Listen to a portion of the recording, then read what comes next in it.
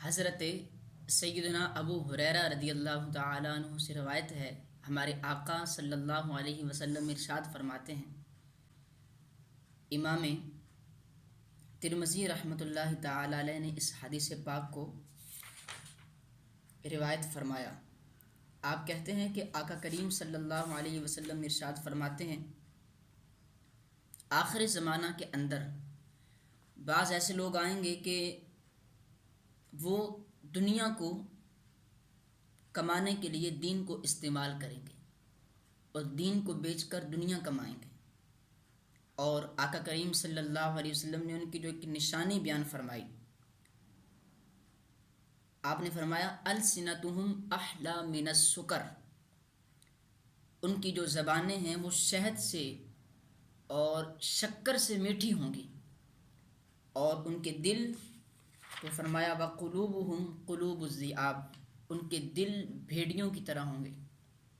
اور آج ہم دیکھتے ہیں بہت سے لوگ ایسے ہیں کہ جو تھوڑا سا دین پڑھا اور دین پڑھنے کے بعد دنیا کی طرف ایسے مست ہو گئے اور ایسے دنیا میں اندر لگ گئے کہ دین کو بیچ کر دنیا کو حاصل کر رہے ہیں۔ جہاں پیسہ ملتا ہے وہاں ان کا انداز اور آنے جانے کا رویہ اور ہوتا ہے، اور جہاں یہ صورتحال نہ ہو تو پھر ان کی صورتحال اور ہو جاتی ہے۔ غریبوں کے ساتھ ملنے کا انداز اور ہے، اور امیروں سے ملاقات کا رویہ ذرا اس سے ہٹ کر ہوتا ہے۔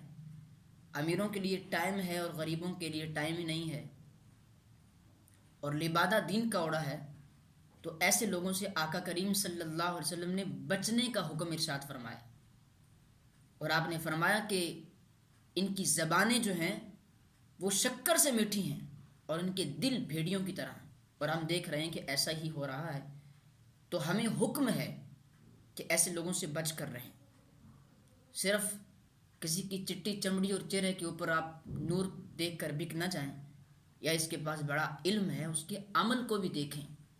گلی گلی کے اندر لوگ دین کو بیچ رہے ہیں، اگر جینے کی خواہش ہے تو کچھ پہچان پیدا کر۔